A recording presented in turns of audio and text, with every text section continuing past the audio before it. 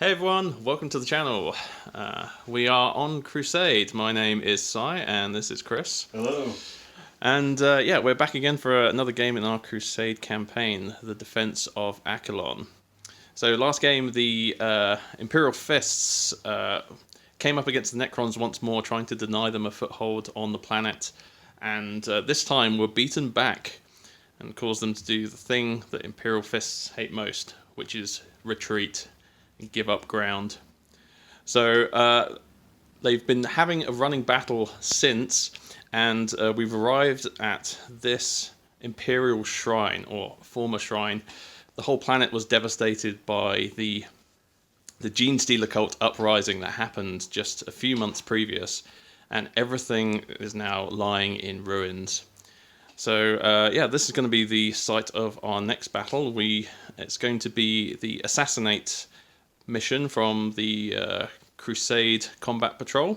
So this is what all the dice is on the battlefield for. We've got the deployment zones marked out, the defender, the attacker, and the idea with this mission is that it's basically kill the enemy warlord. He starts in that little circle there, and you get points if you wound him. He gets points if he kills things, and there's a big chunk of points available for either side if he dies or survives at the end of the battle. So yeah, this should be quite a fun one. We'll have a look at the forces we're bringing, and then we'll roll off to decide who is attacker and who is defender.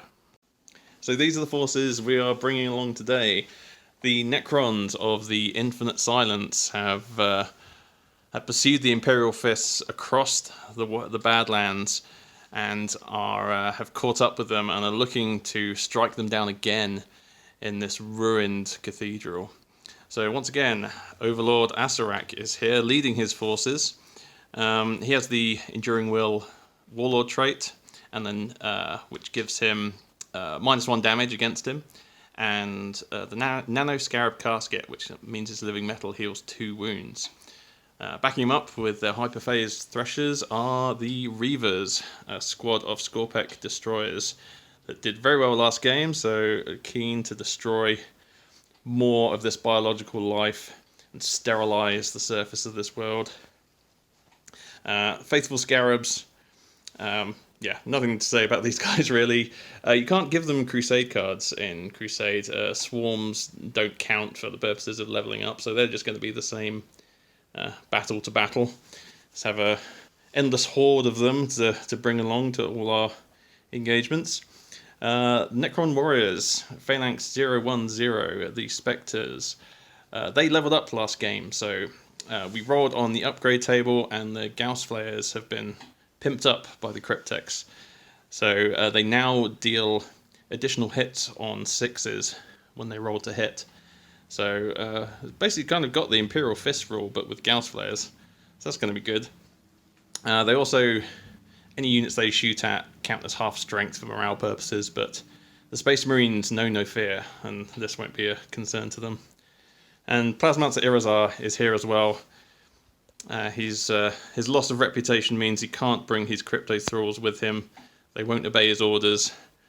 And so he's just going to be on his own, screening himself behind the warriors.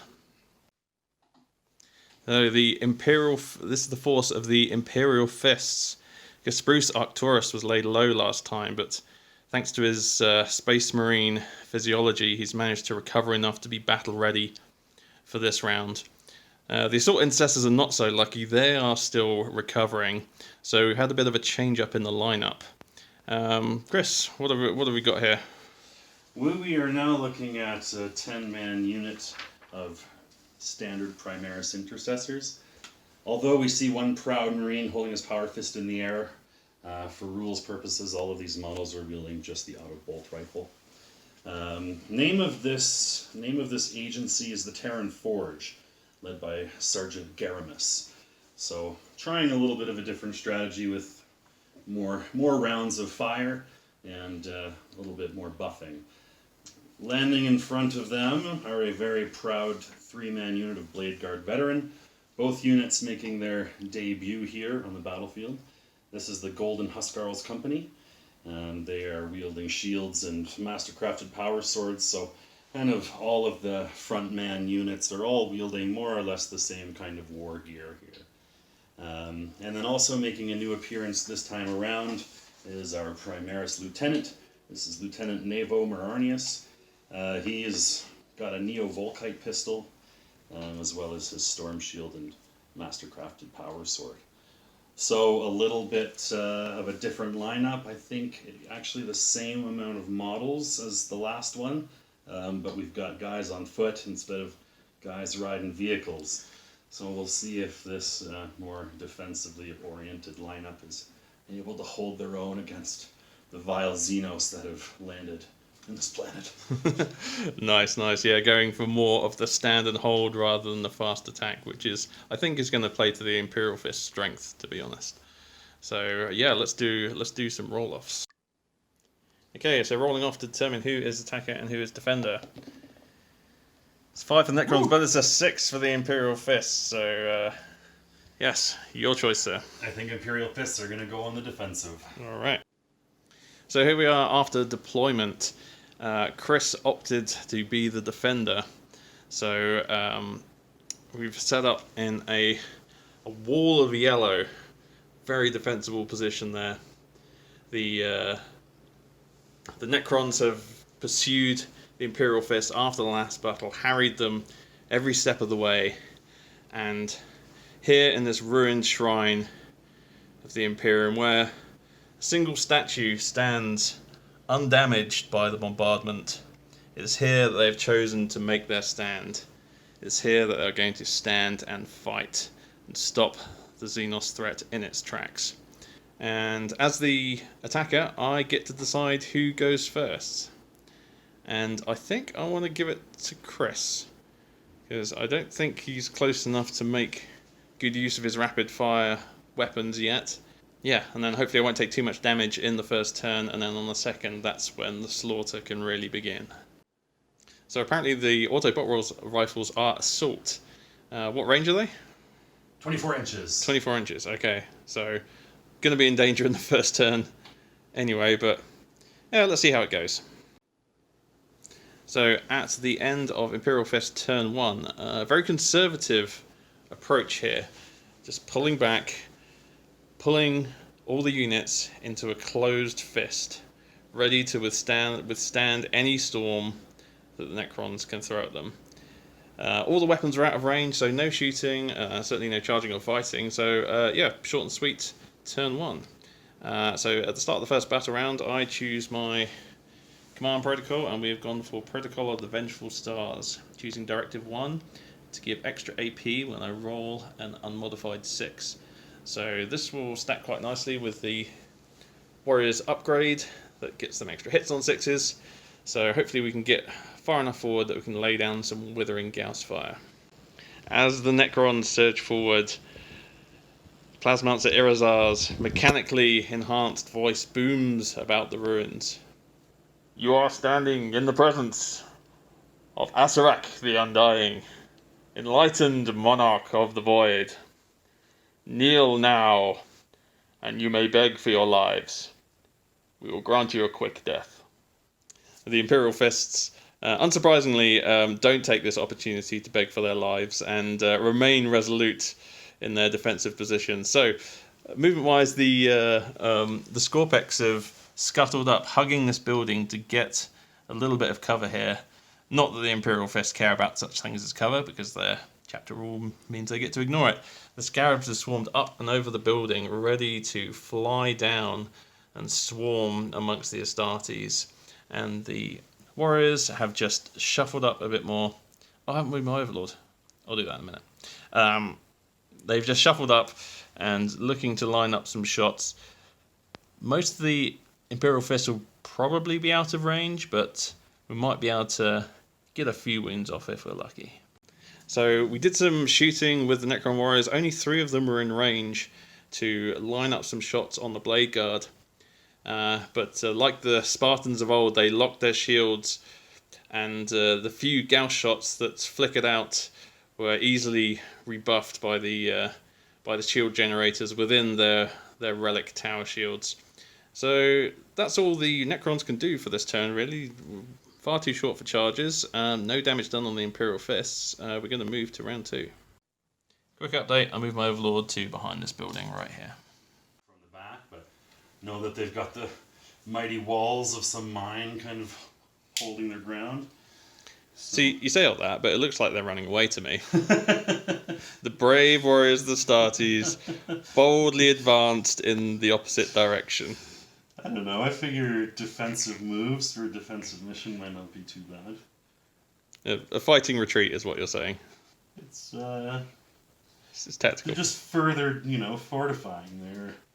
They're building up sandbags and, sticking up some plywood. Yeah, plywood They're drawing some yellow marines on like big pieces of plywood and then just indiscriminately putting them up around the camp. I think that would work against orcs for sure. Yeah. It's such a good tactic. I'm going to remember that in case we ever find ourselves in the 40k universe.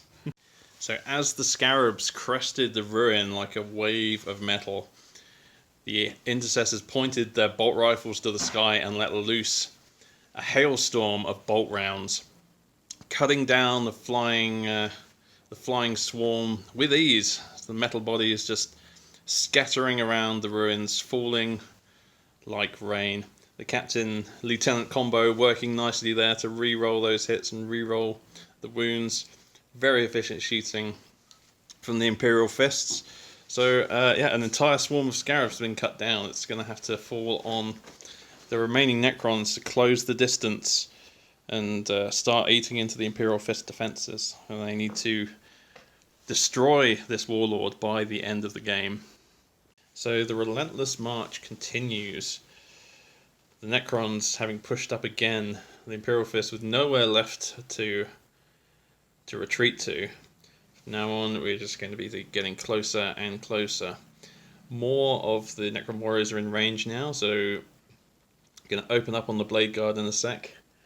The Harbinger of Destruction ability of the Plasmancer is going to lash out as well. Hopefully take some wounds off that first line of defense. Overlord Acererak, not wanting to expose himself and putting him out on his own, has just stayed with the pack.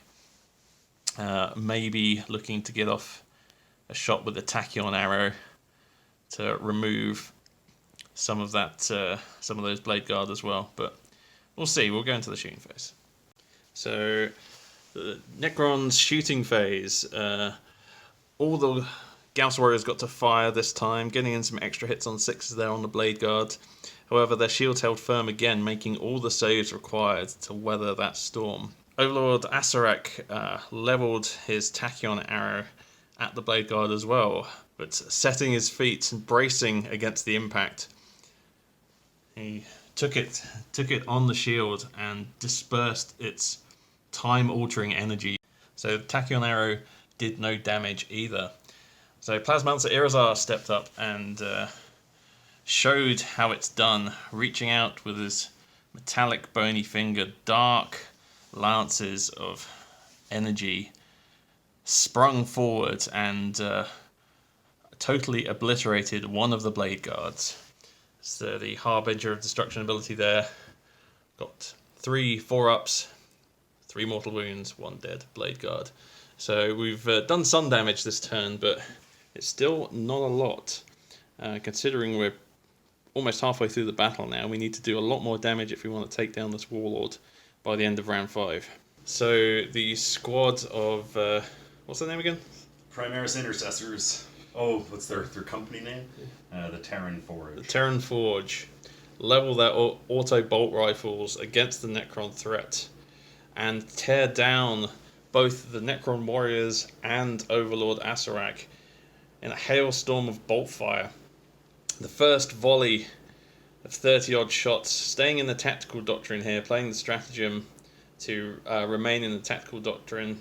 Well, no, you don't need to play a stratagem, do you? You can just spend 2 rounds in it, yeah. So staying in the tactical doctrine to get that AP -1 on the shots, leveled all 10 of them in one volley, so not getting to use their reanimation protocols to come back. If the unit's wiped, that's it. They are dead. And using the stratagem rapid fire, they let loose another volley on Overlord Acererak, who was now exposed without the protection of Lookout Sir. And 5 wounds got through, and he has 5 wounds. We spent a command point to re-roll one of those to see if we could keep him alive on 1 wound. Failed. Spent another command point on resurrection protocols to bring him back at the end of the phase on a 4-up. Failed that as well. So he has phased out back to the tomb ship, his body riddled with gaping holes where the explosive bolt rounds have detonated in its carapace, once again cursing the name of the Imperial Fists. So this leaves the Necrons with just the Scorpek Destroyers and the Plasmancer to get the job done. This is going to be extremely difficult, but even if we can't win this battle, we can hopefully still take some Imperial Fists down with us. So at the end of the Necrons' movement and shooting phase, the Scorpek Destroyers come pouring through the gap between the statue and the tomb of some long-forgotten Imperial Saint. And the Plasmancer opened up with both his Harbinger of Destruction abilities and his Plasmic Lance against the Blade Guard. 1 mortal wound off one of the Astartes here, but once again the invulnerable save of their shields just turning aside all the Necrons' advanced firepower and continuing to hold the line. So we're going to do some charges with the Scorpek Destroyers. They have target-rich environment for sure. Let's find out how far they can go. So we're into the charge phase, and the Destroyers have identified their priority target. The mission is Assassinate, and the Warlord must fall. Spruce Arcturus around here on the flank. We're going to have to go through the crater, or around it. The difference is pretty much the same. So we're adding 2 inches onto our charge here, but adding 1 because we are using the Novok dynastic code. So we are declaring the lieutenant and the captain as our target of our charge, and we need a 7 on the dice. That is not a 7. We are going to command point reroll this. That is not a 7 either. A completely fluff charge. The destroyer slowed down by the enormous amount of barricades, plywood that was erected in the first 2 turns. Exactly. All the distraction boards. So the Emperor looks down upon his loyal servants today as the potentially destructive destroyers fail their charge and are wide open for the counterattack. Astartes shooting phase. The Terran Forge squad once again let loose with their auto bolt rifles. They focused all their fire on the lead guy, but his living metal body patched together the wounds as fast as they could do damage. The holes opened up by the explosive bolt rounds, sealing themselves back up, and even when they thought he had fallen, his reanimation protocols came through and got him back up again, back on full wounds, still with murder in his heart. And the second round came out as well. Another rapid fire being employed again, but all the armor saves being made by the Scorpek Destroyers. So they've weathered this the shooting phase well. It's just a matter of if they can survive the charge from the Blade Guard veterans.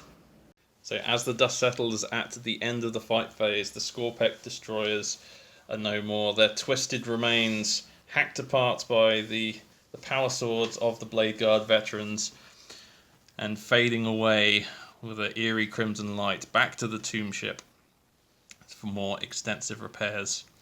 And so what we have left is the Plasmancer versus the entire Imperial Fist force minus 1 Blade Guard. I do not fancy his odds, and if we were going to play this out to the end of the game, I think it's fair to say he would have died. So we'll make sure to roll out of action for him as well, because he's definitely not going to survive the incoming firestorm. So yeah, the Blade Guard veterans charged in, hacked down the Scorpek Destroyers with extreme prejudice. The Golden Huskarls deployed to bring vengeance from their fallen brothers from the previous engagement. Yes, vengeance for the assault intercessors, brutally cut down last turn. So yeah, I think the Scorpeks failing their charge was really the the game-changing moment there. Absolutely. That was the difference between twice failing a 7-inch charge, which statistically is quite low chances of happening, right? I think.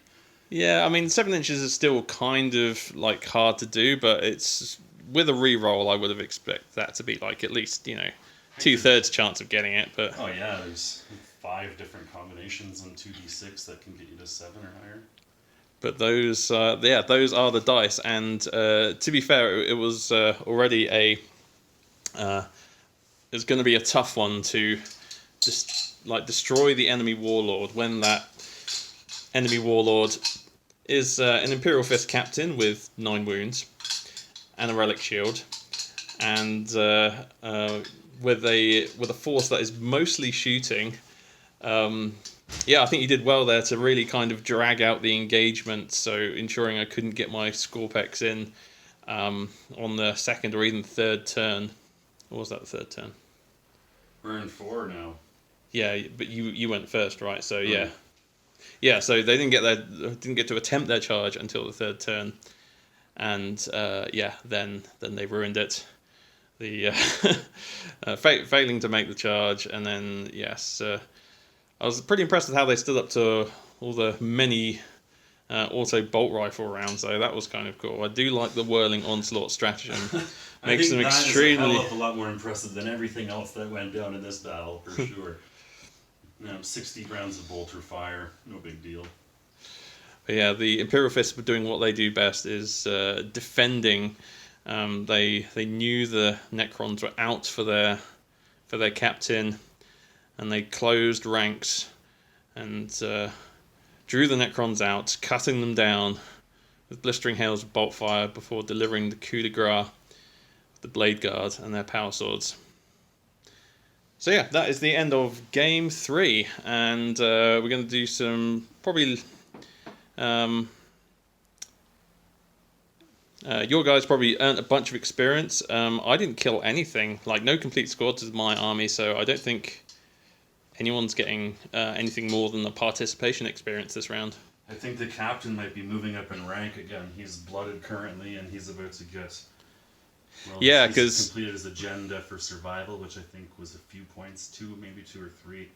Maybe mark him for greatness and his base XP for joining. So he might be able to move up in rank again, which would be pretty cool. But we'll see, because the intercessors obviously pulled a ton of weight, and the Blade Guard did too. So merit has been earned by all of the troops for sure. I don't think I mentioned agendas at the start of the battle, but yeah, Chris chose Survivor, which is the same one he's been using for the past 2 battles on his Warlord.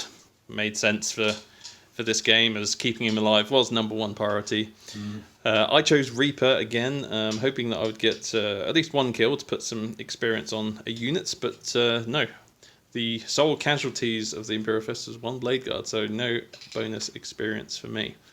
Yeah, I might actually do the out of action rolls now while I think of it, rather than remembering 2 days later and filming it then. For sure. All my units died, with, well, exception of the Scarabs, but they don't level up or gain battle scars anyways, because we can always replace them with more Scarabs. Irazar technically survived, but if we'd played another round, he definitely would not have survived. So we're saying he counts as slain for the battle. So yeah, rolling for all these units on a roll of 1, they are going to have to take an experience hit or a battle scar. So the Warriors, they are fine on a 4. The Scorpec Destroyers, scraping in on a 2, obviously very badly wounded. Plasmancer Irazar, also on a 2.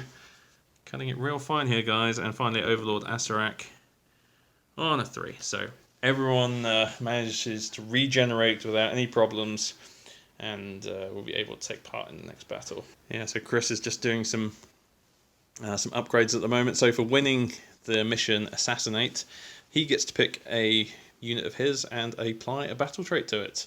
So not needing to level up or anything, just straight up get a battle trait. So your Warlord got 4 experience for the Survivor agenda. He got 1 experience for taking part, and I believe you also marked him for greatness. Yeah. So massive level ups here, which gets him to the next rank, I believe. I think what we really want is like a 1 or a 2 or 3 is probably the best one. We'll see.